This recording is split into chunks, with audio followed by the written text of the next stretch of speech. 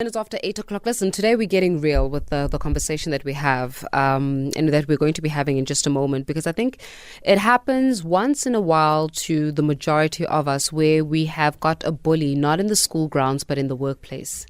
And I often say that sometimes, when you grow up, when you're adult, you start realizing that life is a big high school.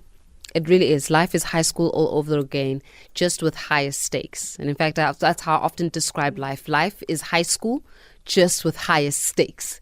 And a lot of us find ourselves in the playing field of high school or of life. And we have to be confronted with the high school bully or with the workplace bully. And that particular bully is somebody that even takes away the joy of you coming to work. And that bullying can manifest in different forms. It could be your boss. It could be your supervisor. It could be your colleague. Heck, it could even be somebody who is at a lower level than you, but is seen to have a bigger voice than you. So how do you start navigating this workplace bullying, which sometimes also, it's not the pushing and the shoving. It's very nuanced. And sometimes it's very... It's got a palette that makes you so confused about whether or not you actually are being bullied. You find yourself going, but hang on a second, am I being sensitive or am I really being bullied? And that's what we're speaking about this evening. And we are, going to be going really deep into the conversation. So if you have encountered this workplace bullying, or you're in the thick of being bullied in the workplace, or if you're in the thick of having to overcome workplace bullying, or maybe you are somebody that was... once a bully yourself in the workplace, and now you're having to relearn certain habits. How are you also relearning those habits as well? Because we can be on either scale. You can be the bully or the one that is being bullied. And joining us to elaborate on this conversation, by the way, if you want to participate with us, please do. You can also be anonymous. It's okay. We listen here this evening. We don't judge. That is the mantra we have for this evening. We listen, we do not judge. Mabore joins us. Mabore Sithole actually overcame workplace bullying and went on to write a book about her said journey. And the book itself is titled Breaking the Cycle of Workplace Bullying. I love that in itself. Mabore, thanks for joining us this evening. Welcome to Metro FM Talk. Thank you so much, Faith. Thanks for the opportunity. And maybe let's start off with your story, because for you to write a book about your experiences, breaking the cycle of workplace bullying, it means that, I often say, for you to write a book about something, it means that it was really, really, really bad. So let's start from the beginning. What happened? So, it's a long journey. It was a 3-year journey. I joined this organization at the, height of my career.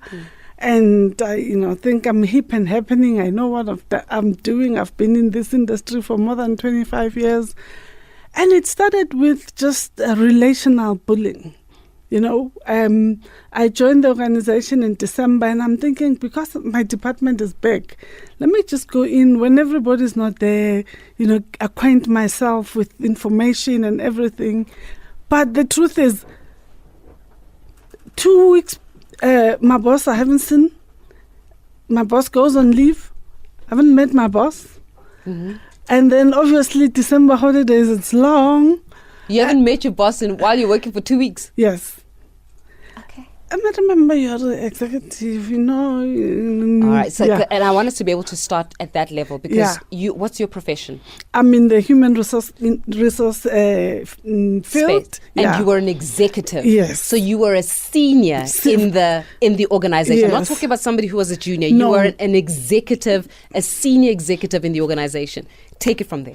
So then I think I can't sit here twiddling my fingers. It's January. My team is coming back. They're expecting something. So I take, the bull by its horn. I run with the department. We go out. We come up with a strategy. We go for a strategy session. I don't have a brief from my manager. Your manager's still MIA? It's on leave. And then they came back. When they came back, only got to meet my line manager in the second week of February. And then I've got my strategy document. You can imagine how many times I've refined it and tried for it to look because now it has to be approved. I can't now start running with things that doesn't have an input in the organization from the organization. So the first day I met my line manager with everything, I'm anxious, I'm excited, I've been waiting for this moment. And then, okay, the greetings, all right, everything. And then they say, how is your relationship with so-and-so? And I'm thinking, who's so-and-so? Oh, okay. I said, well, it's okay, it's good. I don't really have a relationship with anyone. I'm new here. He's a colleague, I know them. But yeah, it's okay. Oh, so they were asking how is your relationship with another colleague in the organization? Yes. Even though you've just joined the organization. Yes. Got you? Yeah. Then I say, it's okay, I think it's fine. Then they say, it is important that you have a relationship with this person. Because this person is mini-me. This person is mini-me? Yeah. Okay. So at that point, I didn't know what was happening. But obviously, it means information and things go through a certain circle. And you either in that circle or you're not in that circle. And if you are going to be, in the inner circle is probably being driven from this element. At the time, I didn't hear the message, but I was very confused. What is this? So we call it relational bullying, because that's where decisions control happens. It's not faith that comes direct, to enforce some things, to make sure some things happen, but they come through a circle of a network. And it's almost like a network in the organization. So my story starts there, and it's a 3-year journey up to the point where I resigned. Did you ever first of all, this has always been a big conversation around who are the propagators of bullying in the workplace. And there's also been a debate most of the time around, and I've often heard this in different circles, women who have got female bosses will often say, working for a female boss, there are some who are absolutely magnificent female bosses or bosses who happen to be women. And there are others who are absolute nightmares. In fact, they want to appease themselves of the nightmares they lived through by making the nightmare real for you. And you'll often hear that, some women don't like having a female boss because the female boss will press down on that particular individual and crush them, as opposed to a male boss. And then there are others who say, no, but the male bosses are terrible as well. In your case, was your boss male or female? I'm tempted not to say. Was your boss female? I'm tempted not to say. I think I want to respect my publisher who requested me, we have to respect the organizations and stuff. But yeah. I hear you. So in this instance, it's a 3-year journey. Yes. Right. When did you know and resolve within yourself that here I'm being bullied? It's not just my imagination. 19 months later. So you can imagine I've been going through this horrible experience. It felt to me like there's a placard that I get every morning when I get to the office. It's written target. So target her. So everything I do, if it's so good, then it gets cancelled. It puts under the shelf. If it's very bad, then everybody knows about how bad it is. A lot of sabotage. And because I'm a person that's driven by, work and delivery, I went out and I looked for an executive coach to say, help me figure out this, what is happening here. I need support. And I think every executive needs a thinking partner. So I went and looked for a thinking partner and said, help me figure this out. Because if it's work, I don't sleep. I work day and night, but nothing is ever good enough. It's not things I don't know anything about. It's things that I've done, things that I can do, So because initially to me it appeared as performance. And it was because I'm so performance driven. I was like, I'll never be beaten by this thing. I will. So I buried myself in work. I worked to a point that one day my 7-year-old in the evening jumped. I was sitting with them. You sit with the family in the watching TV, but you're not watching TV. You're working. My 7-year-old actually jumped the laptop and sat here to say, "I'm the laptop now. You are gonna look at me." Sure. Because I'm here, but I'm not here. So it was through, the help of my coach that we started saying, let's unpack, these things. Let's unpack all these experiences. And then we did work, and I read about it, and then we said, okay, actually, this is bullying. And this had happened after a very big incident. And that talks almost to cyberbullying. So something happened. There was an investigation. I was implicated. There was an investigation. And then it was found that, no, I actually didn't do anything wrong. And then they said, no, just for the benefit of teaching everybody else in the organization. You were found to have done nothing. Yes. And they wanted you, who has done nothing, to be used as a teaching moment. Yeah, it was a business case. So they wrote an article. But the way the article was written, everybody knew that they're talking about me. My name wasn't there, but my title was there. And they said, no, we need to start this bite-chunk-sized learning. And, it was almost like a case study. So it was at that point when I said, no, I can't do this. And it doesn't, but did it not take a while for you to go, am I being sensitive? Because sometimes when you get bullied, and I think being bullied it's like abuse, right? Yeah.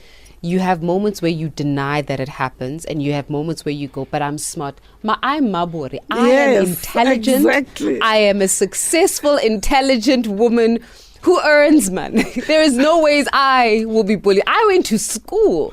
This does not look like me. For me, that was the first battle. To say, no, I'm too senior. I can't be bullied. I've survived even the most difficult, in other organizations. I can't be bullied. I know how to look after myself. So that's the first battle. I'm not an underperformer. I know I can do my work. So you put all the energy in the work and you go for it. But to be honest, you can never stop second guessing yourself. Because each time, I remember this one specific incident, and without going into the details and giving things away, the first session where I was supposed to now go and present this strategy, and all the head of departments were there.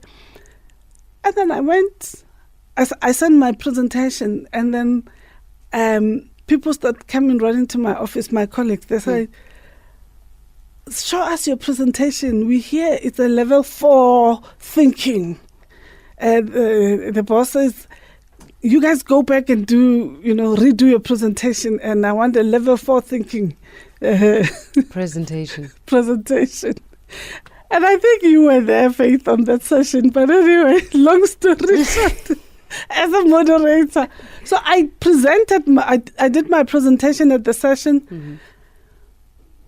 I assume that maybe because the inner circle's presentation were not going to come out, the way mine came out.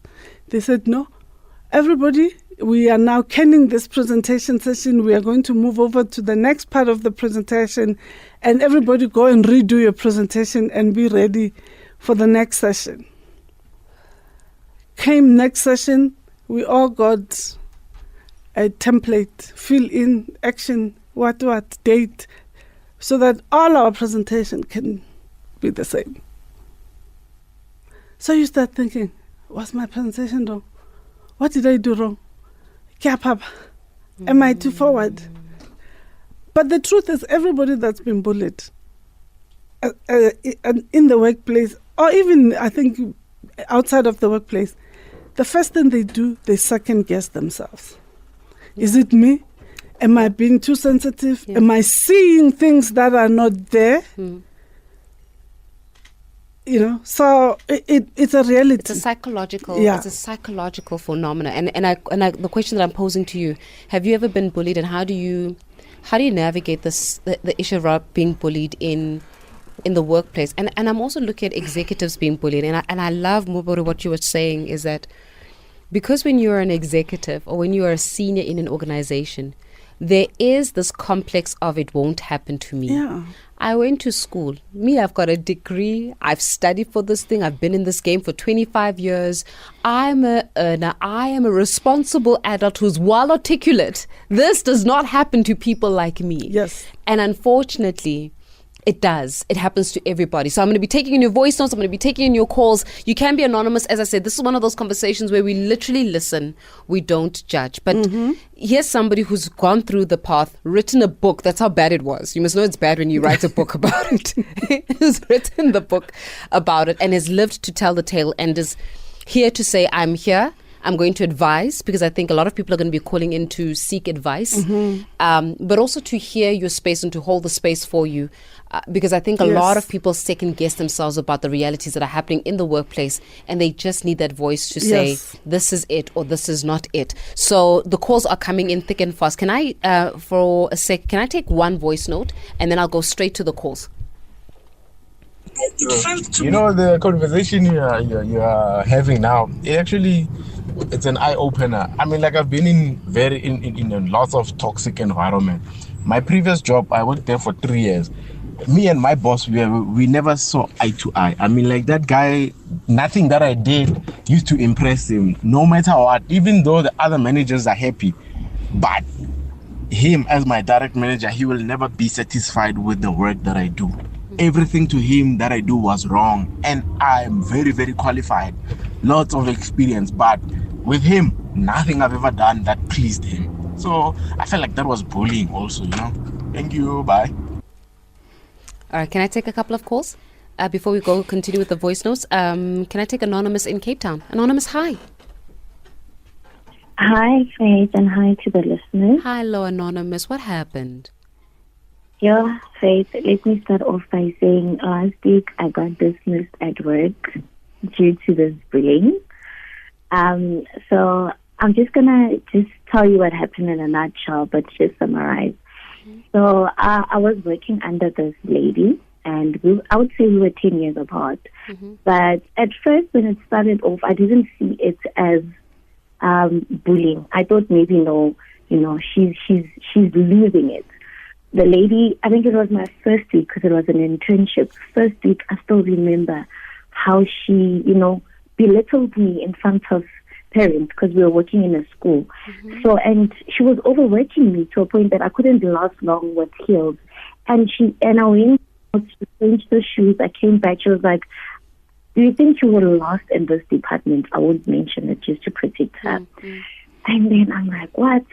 It continued to a point where at times she would throw application forms in front of me, in front of the parents. What? But she expects me to have confidence with dealing with parents.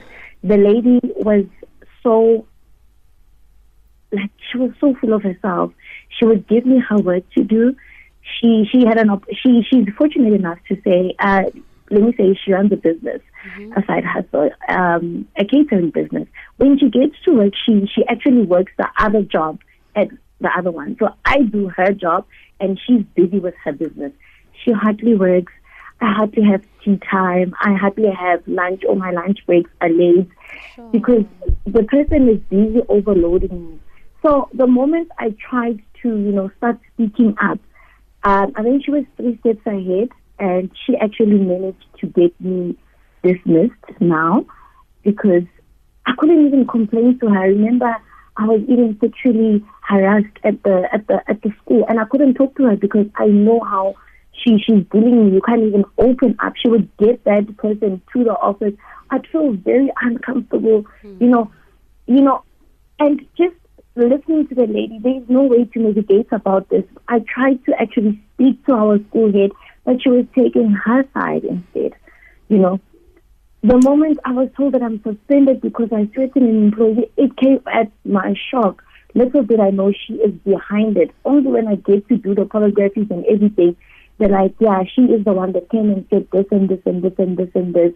And as I'm sitting here, not reporting or like I've lost the opportunity, I thank God, because at some point, you know, when you're in that workplace, like your mind is not even working. Now that I'm home, everything is like going back to the way it was. And then now I'm realizing I was actually being bullied. And I was thinking that I'm trying to overwork myself so I can be recognized, you know, because I'm so new, you know, I want to prove myself. And she, like what the lady said, she would take my work and take the credit for it. I'm so sorry, Anonymous. Sure, and I think I'm grateful for the fact that you chose you. And it's hard, I think, to choose yourself, especially in the economy that we're in, where you have to consider your living expenses. So, Mabudu, just take note of some of these calls that are coming in, and then I want us to just have just a comment on some of them, and especially the one where, you know, it took me a while to realize that I was actually being bullied, as she was saying, and how they make you doubt you and doubt your capabilities of doing your work. And talk a little bit, we'll go deep into the psychology. There's another Anonymous from Pretoria. Can I take the first Anonymous? I've got two Anonymouses from Pretoria, but I'm going to take the first Anonymous from Pretoria. Hi, Anonymous. Hello, Faith. Hi, Anonymous. Go ahead, Mum. Yes, with me, I remember I had a supervisor who literally told me when I started working in that company. I think I had worked there, for the first month, and he told me, and he was very polite with a smile, and he said, and he told me in front of everyone in a meeting, he said, I will make it difficult for you to work here. He said that to you in your meeting? Yes, in a meeting. In front of people? Yes, in front of the whole team, you know, and he did make my life difficult. He made sure that he makes me look bad in front of management. He would paint my name black and blue, you know, constantly accuse me of things that I didn't do, you know. He would make rules and they would apply to other people except for me, you know, or...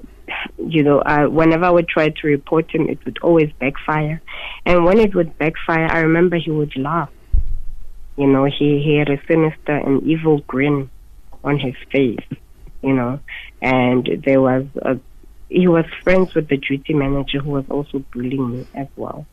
The duty manager would always tell me that I don't appreciate being here. You should be grateful that you have this job. Because this duty manager lady was also part of the panel who interviewed me when I got into that company. And then she said, no, you should be grateful that you work here and you had a job. You know, I didn't say anything. I just reported the incident on paper. And I wrote down every incident, the time, the date, and everything. And then as soon as I reported it, there was a new HOD, and she said I waited too long for me to report, you know. And when I reported to the other supervisor, he took it as a joke, you know. And then I wrote down everything via email, and then she denied everything. And then when I reported, and they're like, just hand over the matter to the union. Like, nobody wanted to listen to me. When I handed over the matter to the union, I remember in the boardroom, we had a meeting with her, and then she told the union members, like, who do I think I am? You know, I cannot say the things on radio, you know, because she insulted my mother. She insulted my mother's womb, you know. In front of people, Anonymous? She ended up saying, "Wanatoe," you know, to me. This was in front of people? Sorry? It was in front of people that you were saying this? Yes, it was like in front of union, because we were arguing in the boardroom because I was standing up for that. Because when I sent the email to the union, she came to confront me about it. Sure. And she told me, why did I send the email to the union? And I asked her, why are you harassing me? Because we are not the same age. Because the other time she told me that my uniform dress was too short, you know, and it was just above my knees. And I told her that you cannot compare yourself to me because I have a smaller body and I'm short. And you have a 2-liter Coca-Cola body and you are taller. So we cannot be in the same level. And then she got angry because she didn't want It sounds to, anonymous that it got pretty ugly between the two of you. It got really, really ugly. Yes, it got very, very ugly. As I said, and thank you very much for trusting us to hold the space for you, because it's not easy having to navigate those paths. And I'm just so sorry that it got to a point where it got that ugly. You know, where you start looking at each other's dress code and you start looking at, I'm wearing a dress, and you start bringing in people's mothers into conversations at work. Where does this even start? I've got so many anonymouses. Can I take one more anonymous before we bring in the next batch of anonymouses? Anonymous 2 in Pretoria. Anonymous, hi. How are you? Hi, Anonymous. How are you? I'm good, and you? Go ahead, sir.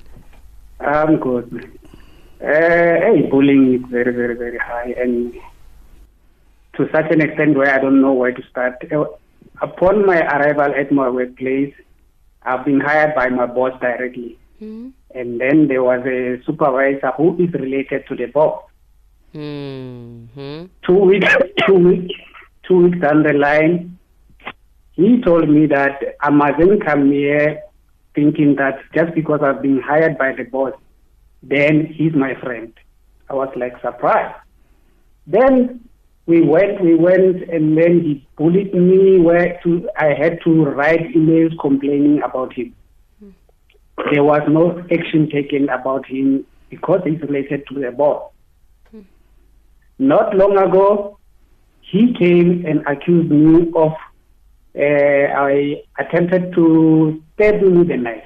That's where the action was taken against me. They even went to the extent of opening a case against me. I was arrested, and then there's an outstanding case here at work for me now that I'm still waiting for the CCMA and mediator to give me feedback with regards to that. Wait, Anonymous. Wait.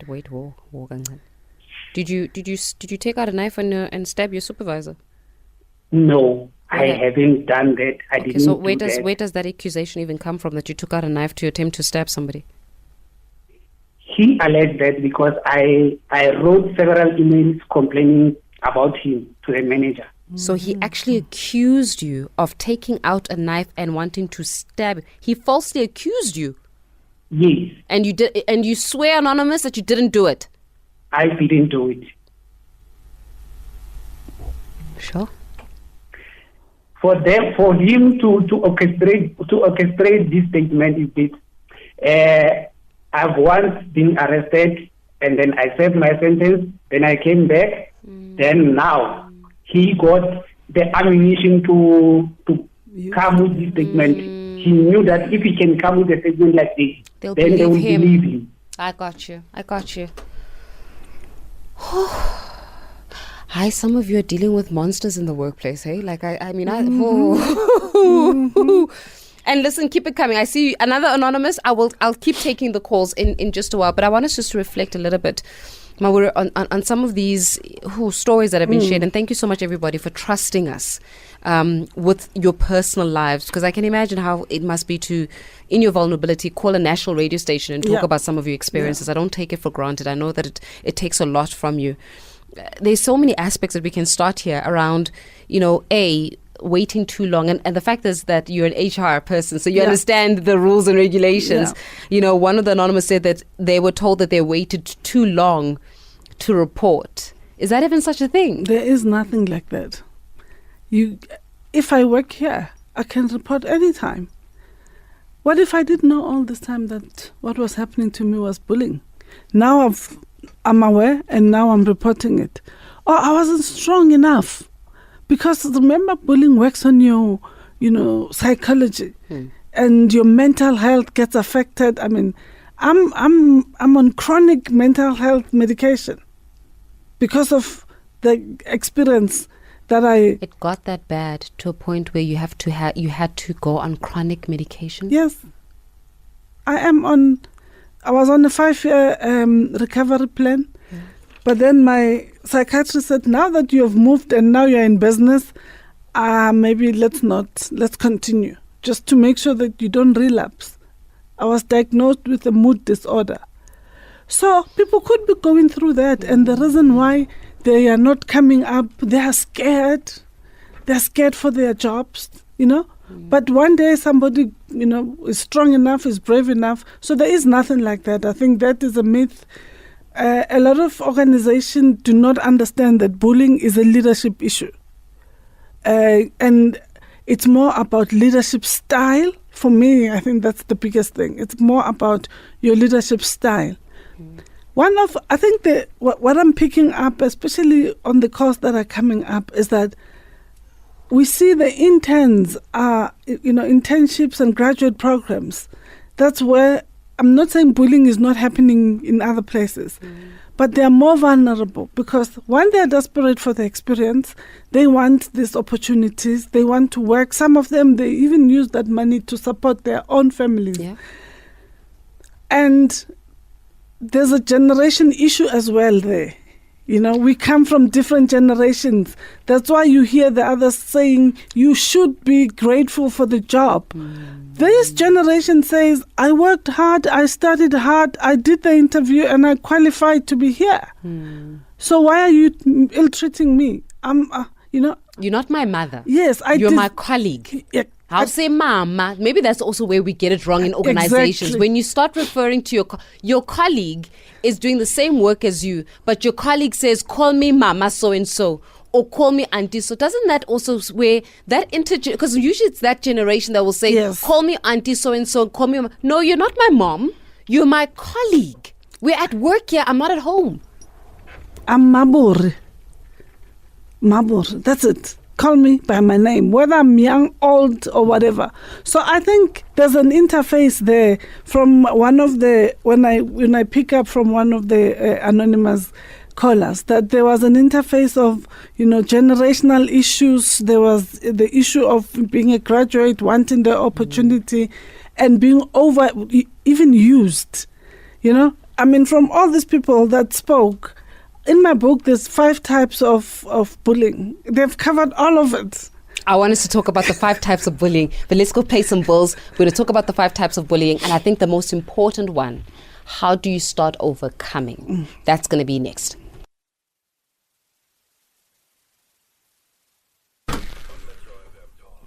Listen, we're tackling the ever so difficult topic around how do you overcome workplace bullying. It's proving one to be a very, very hot topic because so many of you are calling in, sending us voice notes. Dankiso Mpike on social media or on X said, great discussion and awareness, but we must also not forget that it can also come, or bullying, you can also be bullied by your subordinates in the workplace. So bullying can go in both directions on the organizational hierarchy. And thank you for bringing that into our awareness as well, because I think we often underestimate, especially if your subordinates start ganging up on you and they try to discredit you, or because your subordinates who are supposed to implement the strategy and the decision that is taken can sabotage you and make you look like you're the one that is incompetent. Meanwhile, they're the ones that are deliberately not implementing the direction and the strategy so that they can get you out. So thank you so much. Can I take Anonymous 3 in Mpumalanga before we go into how do we overcome? Anonymous, hi. Oh, Anonymous is gone. All right, we've got voice notes as well. Can I take maybe, let's say, a couple more voice notes? Evening, Faye. There are people who take their whole life problems to work. Managers, head of departments and stuff like that. They mix it together and take their grudges on the juniors and people who are serving. It is a common thing. And sometimes there's nothing you can do. You can just quit the job, go to CCMA and start over again. It's a sad thing that human beings do to each other. But it has to do with spirituality. You understand? Good evening. I'm going through hell actually. I'm disrespected by my juniors and so forth. And they will go and lie to my senior. I want to remain anonymous. They will go and talk lies, and they will make sure that it embarrasses me in a departmental meeting.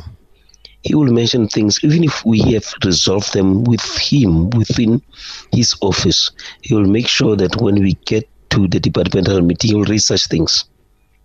It doesn't make sense. It doesn't make sense. We have sorted out the matter in your office, but you come and discuss it in public again. Then what was the point of being in your office?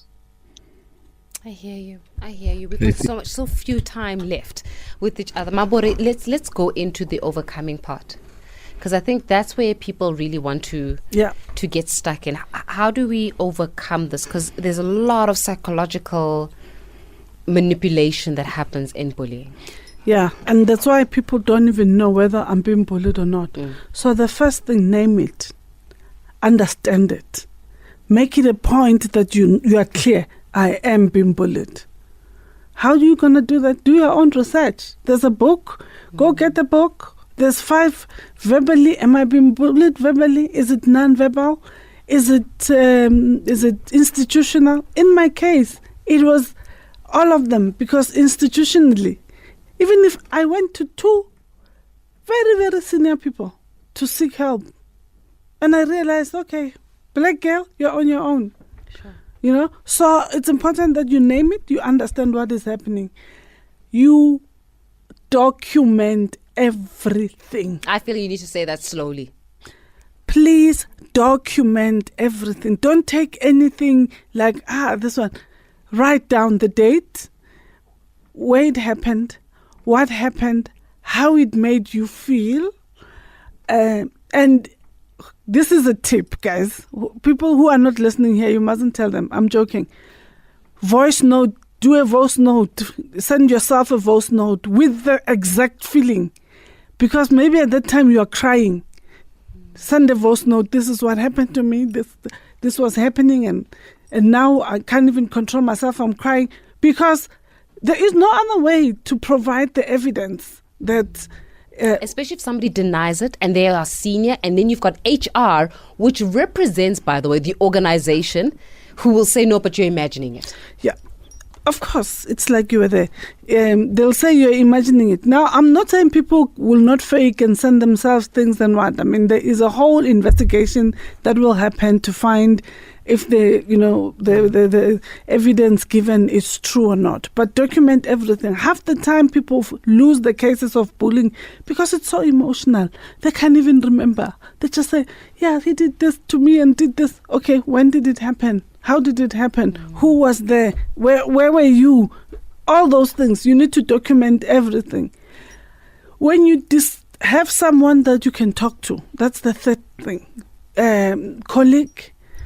In my case, I realized HR is not going to help me, and I'm not even going to go that route because my then manager told me in no uncertain terms, the buck stops with me here. So it doesn't matter what you do, the buck stops here. So then seek help, emotional help.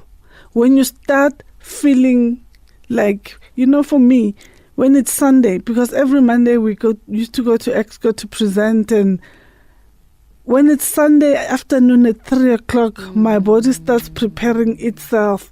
I tell people that meeting felt like a slagpan, an abattoir. It was like you are a cow waiting for your turn to be butchered. Doesn't your stomach turn? I know this because I worked in a place where for the first time ever, my stomach used to knot. Yeah. It used to be like I'd have anxiety. Yes. On a Sunday because Monday I was going to work. Yeah. For me, and even before I sleep, just before I sleep, that time when you're just about to doze off, I'll have the worst anxiety every day. And my husband will say, sometimes I wonder, because I'll gasp for air, that will you wake up in the morning? The way it was so bad. Sure. And that's why I wrote a book, because I said, this experience is not going in vain. It needs to help other people. I'm out of time, but Mambore, what's the name of the book and where can I find it? The book is at Exclusive Books, Breaking the Cycle of Workplace Bullying. Breaking the Cycle of Workplace Bullying. You have to get the book, especially, listen, judging by the conversation you have today, I think a lot of people stand a chance to really, really, really learn something. Yeah, and on the 28th of June, we are doing a book signing at the Exclusive Books in Rosebank from 12 to 2, so don't miss an opportunity, especially people that want to chat, want more advice and stuff like that. Maburi Sitole, Breaking the Cycle of Workplace Bullying. The book is available at Exclusive Books. Get yourself a copy. It's happening to a lot of you. So empower yourself with the knowledge and let me part with this. No, you're not crazy. Yes. No, you're not making it up. No, you're not too sensitive. No, you're not emotional. And especially women. No, you're not emotional. No, you are not exaggerating. Because I think that's what they like saying to women who are being bullied. You're imagining it. You're imagining. No, you're not imagining it. Get yourself some help. I leave you in the wonderful hands of Paul Mtihaka. It is a Tuesday, so it is Relationship and Sex Talk Tuesday. You're going to have a fantastic time with good music and good content all the way until midnight and until you and me talk again. Bye-bye.